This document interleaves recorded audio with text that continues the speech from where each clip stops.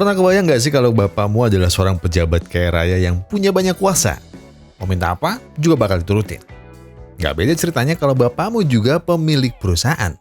Cari kerja udah bukan masalah besar buat kamu. Dan apalah dari saya yang punya bapak pergi dari zaman SD, udah gitu perginya sama pembantu dan sampai punya anak 2 kembar pula.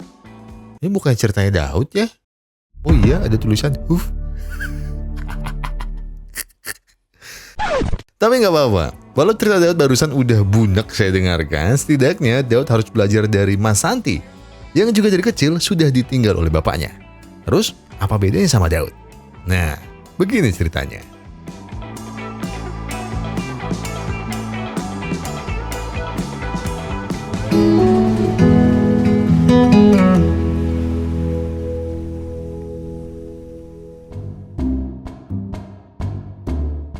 Apa yang terbesit di pikiran kalian tentang kemiskinan?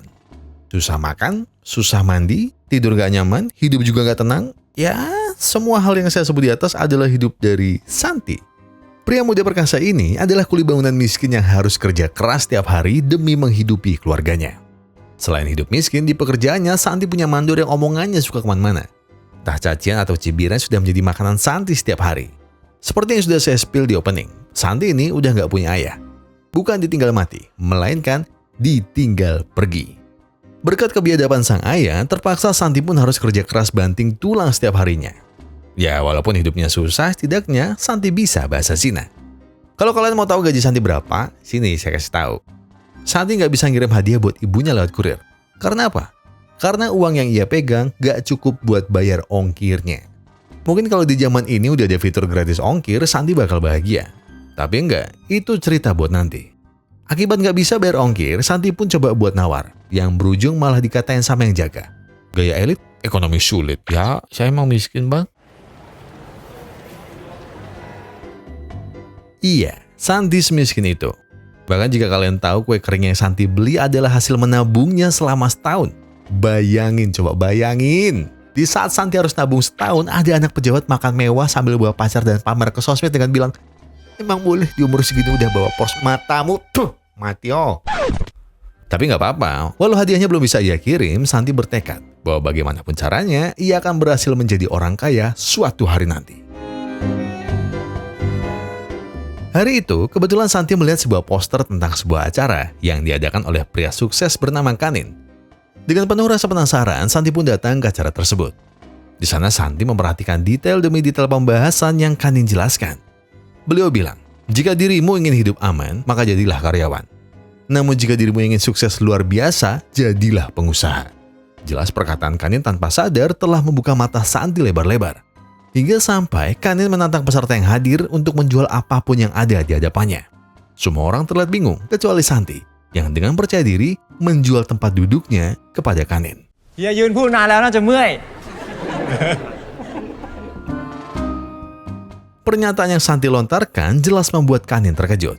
Sangat jarang ia bertemu anak muda dengan pemikiran seperti Santi, yang notabene tidak mengenyam pendidikan apapun. Ia pun lalu bertanya, apa yang ingin Santi lakukan 5 tahun ke depan? Dan dengan percaya diri, Santi bilang bahwa ia akan menjadi pengusaha yang hebat melebihi Kanin. Berkat acara itu, Santi pun meminta izin kepada mandornya untuk resign hari ini juga. Mandornya yang bernama Ipul pun emosi karena ia tak suka karyawannya mengundurkan diri. Oleh karena itu, daripada Santi mengundurkan diri, lebih baik Santi ia pecat juga hari ini. Walaupun begitu, perkataan pedas dan hinaan yang Ipul lontarkan adalah bentuk rasa sayangnya kepada Santi. Karena sejak hari pertama Santi datang, Ipul sudah tahu bahwa Santi adalah anak yang berbudi. Karena ingin bekerja keras demi menghidupi keluarganya. Setelahnya, Ipul menitipkan beberapa uang sebagai modal Santi untuk membangun bisnis barunya dan bilang, jika suatu hari dirimu pulang, maka kembalilah dengan nama yang besar, bukan dengan perasaan yang menyesal.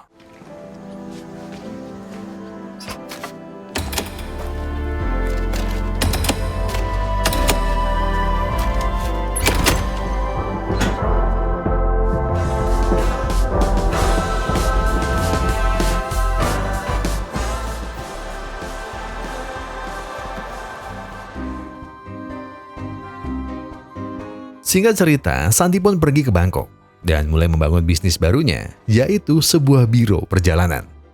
Di Dengan bakat bahasa Mandarin yang Santi punya, secara cepat bisnis ini berkembang dengan pesat.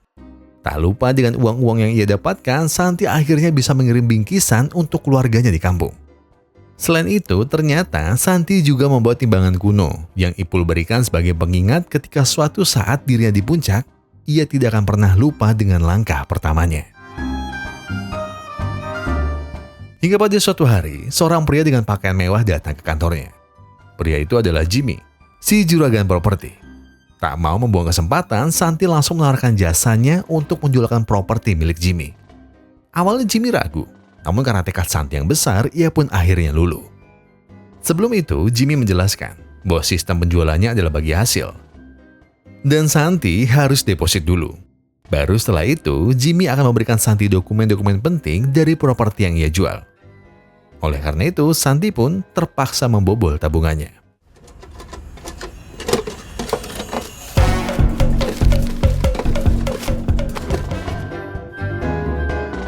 Sekarang, Santi telah mengantongi hak jual properti milik Jimmy sebanyak 50 unit. 50, bukan 5 doang. Namun jangan kalian kira jalan yang akan Santi lalui lebih mudah. Karena hari itu, Santi mendapatkan klien sultan dari Cina yang bernama Parjo. Layaknya sultan pada umumnya, Parjo datang ke Thailand demi mengurus simpanannya. Namun saat Santi menawarkan properti, dengan mentah-mentah ia tolak. Sang sultan bilang bahwa properti yang Santi tawarkan itu sangat jelek, kumuh, bau seperti kamar saya. Karena jawaban itu, Santi hanya bisa diam dan melamun. Melihat Santi yang melas, simpanan Parjo pun memberikan sebuah tawaran. Tante simpanan ini minta tolong Santi untuk mencarikannya lipstik, karena ia lupa bawa. Kalau Santi bisa menemukan lipstik yang bagus, si tante janji dia akan membantu meyakinkan Parjo untuk membeli properti yang Santi tawarkan. Walaupun permintaannya terasa aneh, namunnya mau bagaimana daripada sunti rugi bandar. Kesana kemari Santi mencari, hingga akhirnya sesosok perempuan cantik mampu menyita pandangannya. Oke, awalnya Santi merasa gugup. Namun tiba-tiba ia ingat dengan buku pedoman menjadi fuckboy. Di buku itu tertulis, jika dirimu ingin menarik perhatian wanita cantik, jangan puji dia, namun tantang dia. Dan alhasil, Santi pun menantangnya dengan bilang, 1 tambah 1 berapa? Walah, freak anjing. Akibat kerandoman yang Santi perbuat, wanita yang bernama Xiaoyu ini pun berniat pergi. Tak mau usahanya sia-sia, Santi langsung to the point. Bahwa lipstik yang Xiaoyu pakai sangatlah indah. Dan ia ingin membelinya. 3000，要吗？ 3000，你就用。 Dan iya, uang Santi nggak cukup buat beli lipstik mahalnya Xiaoyu.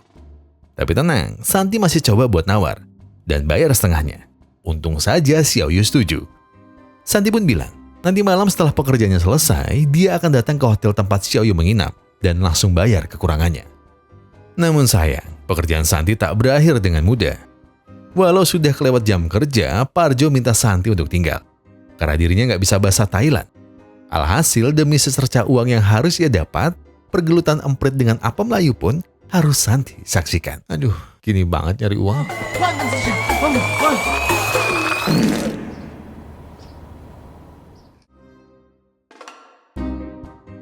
Setelah kengerian malam itu, Parjo mengapresiasi kerja keras dari Santi. Dia pun mengundang Santi untuk hadir di acara ulang tahunnya dan berjanji kalau dia bakalan beli 1 unit apartemen untuk simpanannya jika Santi mau datang. Namun, sepertinya Santi lupa dengan janji kepada Xiaoyu. Tapi ya udah, mau gimana lagi? Yang penting sekarang adalah Santi akan segera pergi ke Beijing dan menagih janjinya Parjo.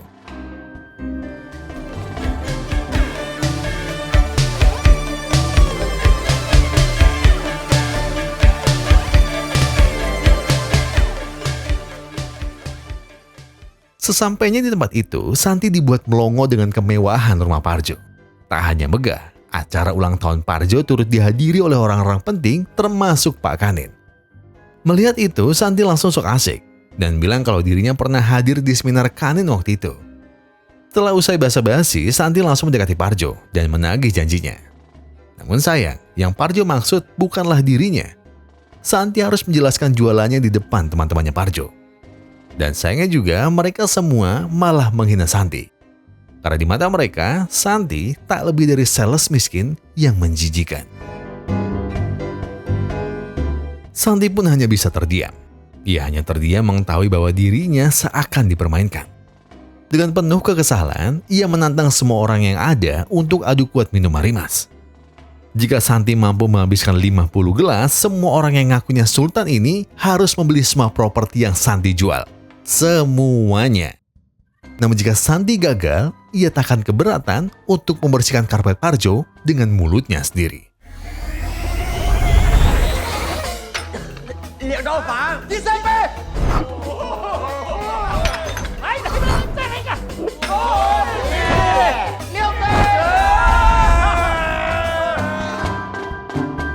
Dan sayangnya, Santi gagal. Di gelas ke-40, kepala Santi mulai berputar. Bayangan buruk masa lalu mulai menghantui, seolah mencegah Santi untuk berhasil. Namun Santi tak mau menyerah. Ia pun segera mengambil gelas-gelas yang tersisa untuk dia minum sekaligus. Ditambah Santi menyulut api di minuman itu, sebagai tanda bahwa dirinya tidak main-main.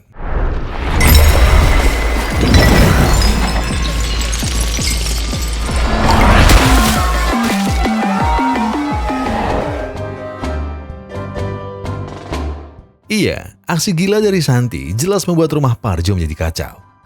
Namun untungnya Parjo tak menuntut ganti rugi.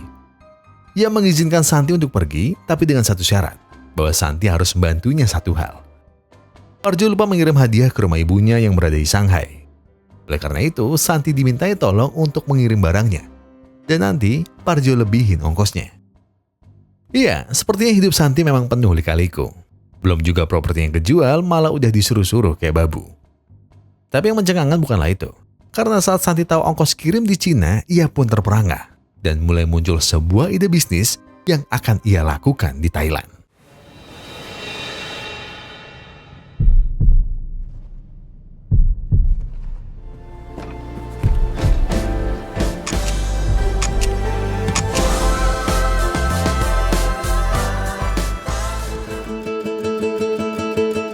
Ternyata harga ongkir jasa kirim di Cina hanya sebesar 5 yuan atau sekitar 11.000 rupiah. Sedangkan di Thailand 50.000 baht atau sekitar 24.000 rupiah.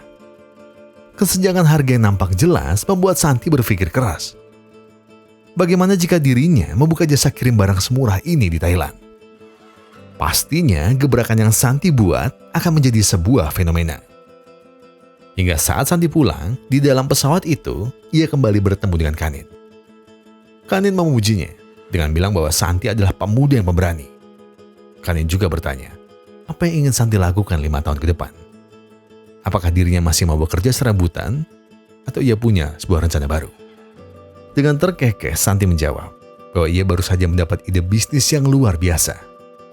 Namun Santi tak mau berbagi, karena nanti dirinya tak bisa melampaui kehebatan Kanin. Jawaban itu jelas membuat Kanin semakin tertarik. Ia pun bilang bahwa Kanin akan membeli seluruh properti yang Santi jual sebagai harga untuk tahu ide besar dari Santi. Santi pun hanya bisa termenung, apalagi saat Kanin bertanya kira-kira ide bisnis Santi punya nilai berapa besar. Dengan polos Santi bilang, mungkin 5 juta baht. Tapi jawaban itu segera terpatahkan saat Santi mulai bercerita tentang pengalamannya di jasa kirim Cina.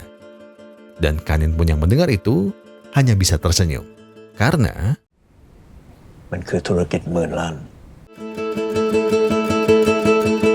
benar saja, berkat ide liar yang muncul di kepalanya, Kanin pun mengajak Santi untuk kerjasama.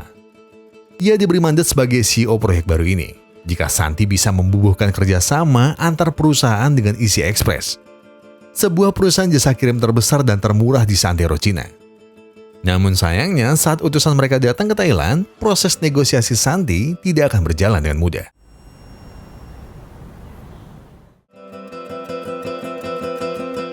Iya, wanita itu adalah Xiao Yu. Ia adalah CFO dari Easy Express. Atau bisa dibilang, orang yang harus Santi yakinkan demi kerjasama ini. Santi pun melakukan segala cara untuk membujuknya. Namun sayangnya, Xiao Yu masih benci pada Santi.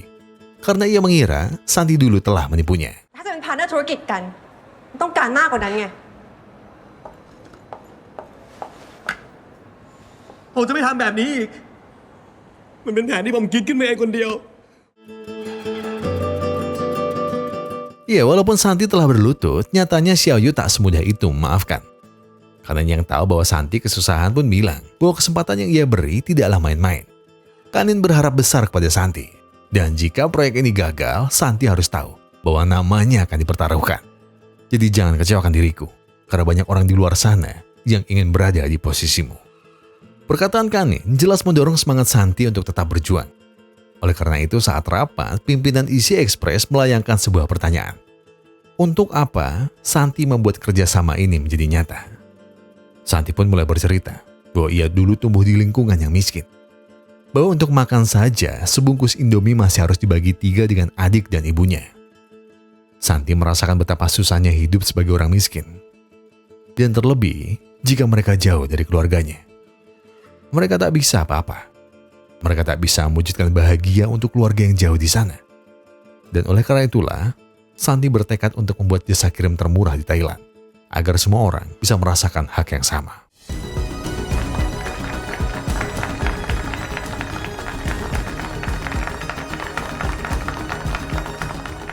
记住我的话，你服务于社会，社会自然会回馈于你。 Di luar dugaan, sebuah keputusan mengejutkan datang dari Xiaoyu. Ia menyetujui kerjasama mereka. Bahkan Pak Sarto, pimpinan Easy Express, tak bisa menyembunyikan kekagumannya melihat semangat membara yang terpancar dari Santi. Namun satu pertanyaan besar masih menggantung di benak Santi. Sesaat setelah rapat penting itu berakhir, ia memberanikan diri. Ia menghampiri Xiaoyu dan bertanya, mengapa Xiaoyu tiba-tiba berubah pikiran? Dengan senyumnya yang khas, Xiaoyu terkekeh pelan. Ini kesempatan kedua. Bisiknya. Ia mengaku selalu percaya bahwa setiap jiwa punya potensi untuk berubah. Dan ia melihat potensi itu dalam diri Santi. Dan untuk masa lalu, biarlah menjadi abu. Xiaoyu memilih untuk melupakannya. Dan pesannya hanya satu, agar Santi menjaga kepercayaan ini. Bekerja keraslah. Buktikan bahwa semua orang yang Santi katakan, yang mungkin awalnya terdengar seperti omong kosong, bisa menjelma menjadi kenyataan yang mengguncang. Di saat pesta perayaan, Kanin datang menghampiri Santi. Ia memberikan apresiasi yang besar dan juga bangga telah mempercayakan hal ini kepada Santi. Namun, bukan berarti badai akan mereda di depan sana. Akan hadir badai yang lebih kuat dan mungkin takkan sanggup Santi hadapi. Oleh karenanya, Kanin kembali berpesan agar Santi tak terbawa arus dan tetap pada pendiriannya. Dan sebagai langkah pertama, Kanin meminta Santi untuk segera menyiapkan dokumen pembukaan cabang dari proyek mereka ini. 找你啊。妈，在干嘛呢？ Selepas pesta, Santi pun mengabari ibunya bahwa kini ia telah bekerja dengan mapan. Santi sengaja menyembunyikan pekerjaannya agar sang ibu tidak khawatir. Namun itu bukanlah hal utama. Karena di momen itu, sang ibu mengabari bahwa sang ayah sempat mampir dan menagih uang biaya sewa rumah mereka. Perlu kalian tahu, rumah Santi di desa sebenarnya adalah rumah sang ayah. Itulah mengapa ayahnya bertindak begitu jahat kepada mereka. Dan setelah mendengar hal tersebut, Santi pun terbesit untuk melakukan sesuatu. Iya, hal yang Santi ingin lakukan adalah menemui ayahnya. Berdasarkan informasi dari sang ibu, ayahnya kini tinggal di daerah Bangkok. Dan ternyata tak jauh dari kantor Santi. Santi pun terkejut saat tahu bahwa sang ayah telah menikah lagi. Ditambah di depan matanya sendiri, ayahnya bilang bahwa dirinya tak pernah punya anak seperti Santi. Marah, geram, dan sesal semua menumpuk jadi satu di hatinya. Namun apa yang Santi lakukan setelah itu membuat mulut ayahnya bungkam. Ia mengeluarkan sekepok uang untuk menebus semua biaya sewa yang rutin ayahnya tagih.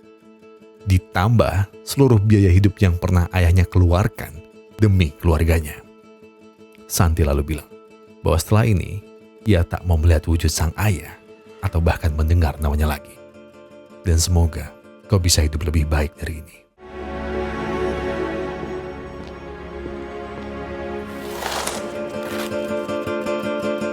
Singkat cerita, kini pembangunan cabang dari proyek Santi telah dimulai. Tahu bahwa pembangunan proyek yang begitu lambat, secara diam-diam Santi langsung terjun ke lapangan. Beruntungnya, para pekerja tak sadar bahwa yang ada di hadapannya ini adalah pimpinan mereka. Tak mau proyeknya ini mangkrak dan lamban, Santi mulai terpikirkan sebuah ide. Ia bilang kepada seluruh kuli yang ada, kalau proyek ini bisa selesai sebelum tanggal deadline, maka akan ada bonus besar dari bos Santi.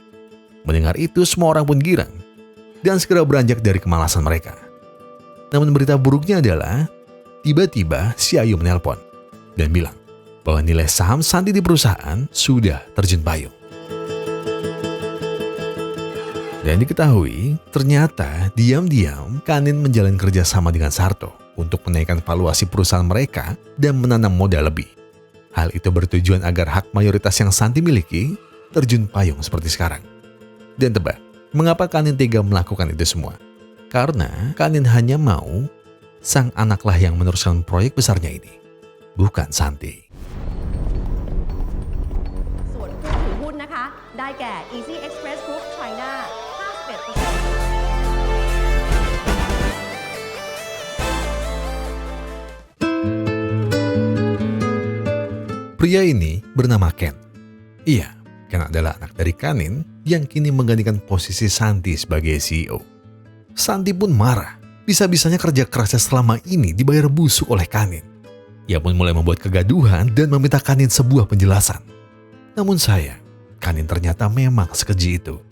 Ia bilang bahwa tidak ada orang kaya yang bermain dengan bersih. Setiap hal yang kita dapatkan harus ada sebuah pengorbanan.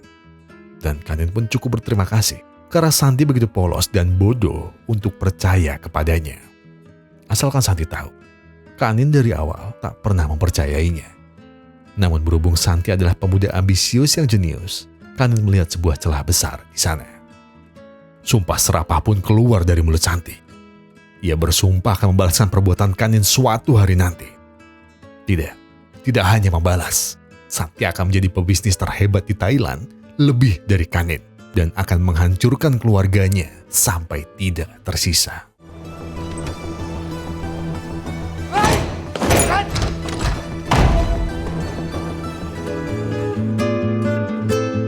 Santi kembali menghubungi Xiaoyu yang memintanya untuk mencarikan orang terbaik yang bisa ia ajak kerjasama. Xiaoyu pun merekomendasikan kenalannya bernama Ruji, seorang ahli IT yang pernah punya perusahaan, namun juga dikhianati seperti Santi. Namun jika Santi ingin berbicara dengannya, ia harus datang sini secara langsung, karena Ruji bukanlah orang ramah seperti Santi. Tak perlu menunggu lama, Santi pun mengiyakan pilihan Xiaoyu dan langsung pergi ke Cina untuk menemuinya. Dengan kondisi Santi yang sekarang, mungkin bertemu di restoran mahal adalah pilihan yang tidak bijaksana. Namun walau begitu, walaupun pertemuan mereka di sebuah warung kecil, niat Santi masihlah sama. Ambisinya yang besar langsung ia sampaikan kepada Ruji. Namun perbincangan hari itu tak berlangsung dengan mudah. Ruji masih belum percaya dengan Santi dan bilang bahwa pihak Easy Express juga memberinya tawaran yang lebih besar dari yang Santi tawarkan. Hei,คุณจะบินในวันไหน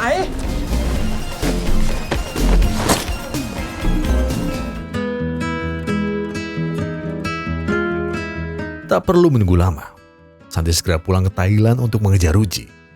Namun lagi-lagi ia ditolak. Santi pun terpaksa menunggunya berjam-jam karena ia masih punya sedikit harapan. Di sisi lain, Ruji bertemu dengan Ken. Seperti CEO pada umumnya, Ken mulai menjelaskan visi dan misi tujuannya menarik Ruji. Namun bagi Ruji, alasan Ken sangat membosankan. Ruji punya trust issue yang besar kepada semua orang. Terlebih, pria licik seperti Ken, yang dibesarkan oleh ikan yang lebih licik. Ruji akan mengiyakan tawaran Ken, asalkan dirinya diberi hak kuasa dalam bentuk 40% saham perusahaan. Jelas tawaran itu tak masuk akal bagi Ken. Paham bahwa Ken tak menyetujui tawarannya, Ruji pun segera pamit dan pergi dari tempat itu. Tak disangka, ternyata Santi benar-benar menunggunya. Namun Ruji masih ingin diyakinkan. Sekali lagi, mereka pun mulai berdebat di jalan tentang visi dan misi Santi dalam membangun perusahaan. Bagi Ruji, kepercayaan tak datang begitu saja. Lalu apa yang akan Santi lakukan untuk membuatnya percaya? ดูนี่เงินทุนเริ่มต้นบริษัทเราดูมีแสนกี่ล้านมึงแหกตาดู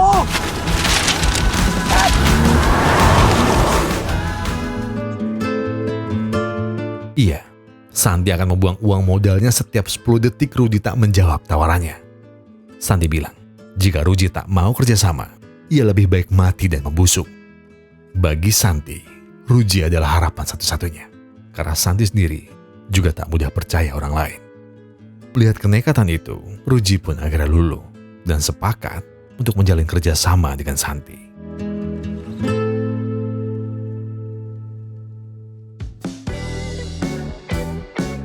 Di pagi yang tenang, terlihat seorang pria datang ke sebuah warung. Namun bukan untuk beli sarapan, melainkan beliau ingin mendaftar kerja. Ia pun diarahkan oleh Pak Tua untuk menuju lantai 2. Dan di sana sudah ada Santi dan Ruji yang telah menunggunya. Iya, mereka berdua menjadikan warung ini sebagai tempat wawancara kerja. Selama sesi wawancara, akhirnya Santi mulai tahu bagaimana watak asli dari Ruji. Walau keras dan tegas, Ruji sendiri adalah orang yang lemah dan sering tidak enak hati. Oleh karena itu, pertanyaan Ruji kepada semua kandidat selalu sama, yaitu เล่าเรื่องที่โกหกคนอื่นเรื่องล่าสุดให้ฟังหน่อย อ๋อ ผมไม่ใช่คนโกหกอะครับ สัมภาษณ์จบแล้ว เชิญ จริงๆในแฟ้มมันมีรางวัลระดับ เชิญ ya nggak salah sih, tapi kayaknya kasihan anak orang digituin. Santi pun hanya bisa istighfar melihat kelakuan Ruji. Ia pun memberi sebuah nasihat. Kalau gini terus, mereka berdua nggak bakal dapat karyawan baru buat mulai perusahaan ini. Lagi-lagi Ruji dengan galaknya bilang, kalau mereka nggak menemukan kandidat, ya udah, berdua aja. Semua dikerjain bersama. Dan Santi hanya bisa terdiam, menelan ludah dan niatnya berbicara. Hingga sampai sesosok manusia muncul dan mungkin menjadi cahaya indah untuk perusahaan mereka.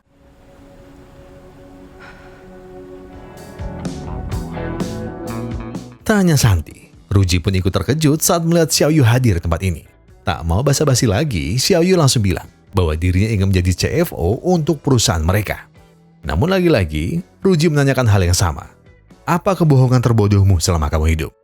Dengan percaya diri, Xiao Yu bercerita bahwa ia telah membohongi tunangannya dan menunda pernikahan mereka. Ia berbohong dengan bilang bahwa ia resign dari Easy Express China untuk pindah ke perusahaan besar milik temannya. Xiao Yu tak bercerita bahwa perusahaan itu masih merintis, karena jika tunangannya tahu, Xiao Yu tak akan pernah diizinkan datang kemari. Lalu mengapa Xiao Yu dengan sangat pede memilih Santi dan Ruji? Xiao Yu menjelaskan bahwa ayahnya sedang terlilit hutang dan gaji yang di Easy Express itu masih kurang untuk melunasi semuanya. Mendengar penjelasan itu, Santi meyakinkan Xiao Yu sekali lagi bahwa resiko mereka sangatlah besar. Dan apakah Xiao Yu benar-benar yakin dengan pilihannya ini? Ia pun langsung mengeluarkan rencana keuangan dan pipeline perusahaan dari A sampai Z.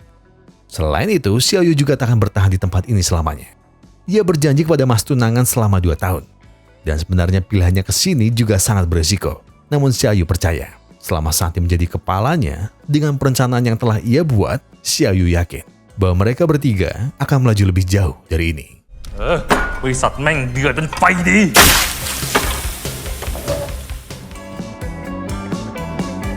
Dan seperti itulah kisah awal dari Santi yang berbeda dari Daud. Jangan kalian kira bahwa ceritanya udah selesai di video ini. Enggak. Karena saya bakal mencutin Daud buat tulis lagi part selanjutnya sampai tamat. Enggak juga sih ya, maksudnya nanti saya bakal ngomong Daud, jangan ngambekan. Ya, ditulis yang bagus ya. Nah, tak bilang bagus kayak gitu sambil tak. Ayo kerja yang benar. Enggak, bercanda. Tapi yang enggak, maksudnya ini Daud tulis biar sekaligus Daud itu paham. Enggak punya ayah bukan jadi alasan biar diri itu enggak berkembang.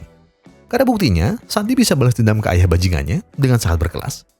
Tapi, kalau dari bagian pertama series ini, ada sebuah hal menarik yang bisa saya ambil. Dan semoga bisa menjadi pandangan baru untuk kalian juga.